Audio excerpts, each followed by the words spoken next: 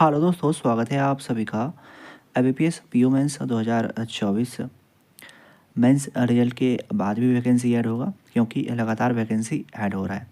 तो क्या ये चीज़ मेंस रिजल्ट के बाद भी होगा? और अगर मेंस रिजल्ट के बाद वैकेंसी ऐड होगा तो जो 1:3 वाला है कि एक सीट पर 3 स्टूडेंट को सेलेक्ट किया जाता है, तो उसका क्या रहता है? तो सभी कुछ के ऊपर बात करने वाले हैं।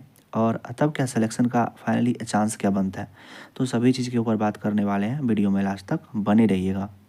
और अगर दोस्तों वीडियो पसंद आता है तो एक लाइक वीडियो को दे दीजिएगा। और अगर अभी तक चैनल सब्सक्राइब नहीं किए हुए हैं तो चैनल सब्सक्राइब कर लीजिएगा। अब चलिए बात कर लेते हैं IBPS PO मेंस 2024 क्या मेंस रिजल्ट के बाद भी वैकेंसी ऐड होगा। सबसे पहले दोस्तों इस बात को आप समझिए कि अभी तक आपका मेंस रिजल्ट नहीं आया है। और जब मेंस रिजल्ट जिस समय आएगा, जिस डेट को आएगा, उस समय तक ये देखा जाएगा कि अभी तक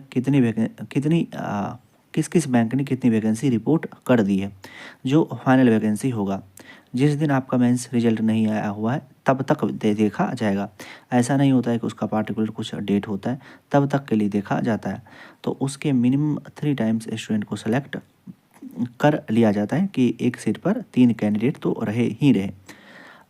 तब क्या होगा दोस्तों कि अगर मेंस रिजल्ट के बाद भी वैकेंसी ऐड होता है तो सबसे पहले इस बात को लेकर के आप लोग कन्फर्म हो जाइए कि ये वैकेंसी का ऐड होना, वैकेंसी का विथड्रॉ होना, ये लगा रहता है। जब तक कि आपका फाइनली रिजल्ट नहीं आ जाता है तब तक ये सिलसिला चला आता है कि आपको वैकेंसी कभी किसी बैंक के द्वारा ऐड भी हो सकता है और विथड्रॉ भी हो सकता है, मैं हटा भी लिया जाता है। ऐसा नहीं है कि इस बैंक ने इतनी वैकेंसी अगर ऐड कर दी है तो उसका वही फाइनल वैकेंसी हो गया। वो कभी भी कम भी हो सकता है, ज़्यादा भी हो सकता है। तो अगर मेंस रिजल्ट में इतने सारे मतलब लगभग मान लेते हैं कि 20 to 21,000 रिजल्ट आ गया, मिनिमम उतनी वैकेंसी के आधार पर 1:3 में स्टूडेंट को सेलेक्ट कर लिया। मेंस रिजल्ट के बाद अगर कोई बैंक और ज़्यादा वैकेंसी को ऐड करता है, बढ़ जाता है, तो उसके बाद क्या होगा?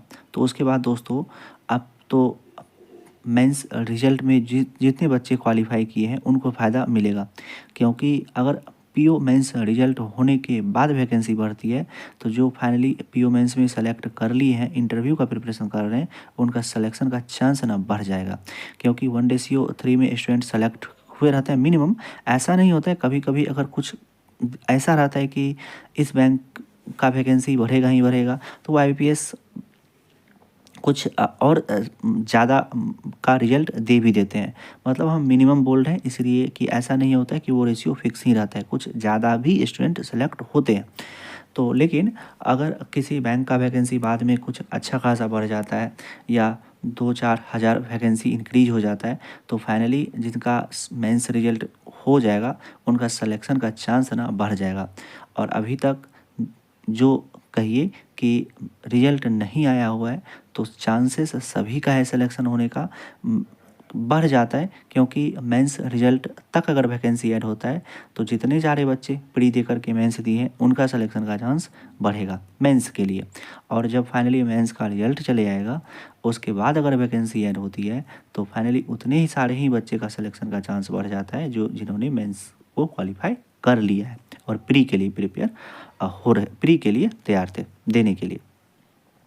और उनको फाइनली सिलेक्शन लेने में आसानी हो जाता है, क्योंकि वैकेंसी मेंस रिजल्ट के बाद बढ़ती है और चांसेस ऑफ सिलेक्शन जो होता है, सिलेक्शन का चांस वो बढ़ जाता है। तो यही सभी चीज़ दोस्तों, मतलब ये आपको अप्रैल तक चलते रहता है। 1 अप्रैल को जैसे IBPS PO क्लर्क का रिजल्ट आता है उस समय तक ये वैकेंसी का वापस लेना, ऐड करना, सभी कुछ चलते रहता है। तो इस चीज़ को आप लोग अच्छे से समझ गए होंगे। तब पर भी कुछ भी डाउट रहता है तो आप हमें कमेंट करके पूछ सकते हैं, हम आपको कमेंट में रिप्लाई कर देते हैं। चलिए मिलते हैं इसी तरह के किसी एक दूसरे वीडियो में, तब तक आप अपना ध्यान रखिए। Love you, bye bye.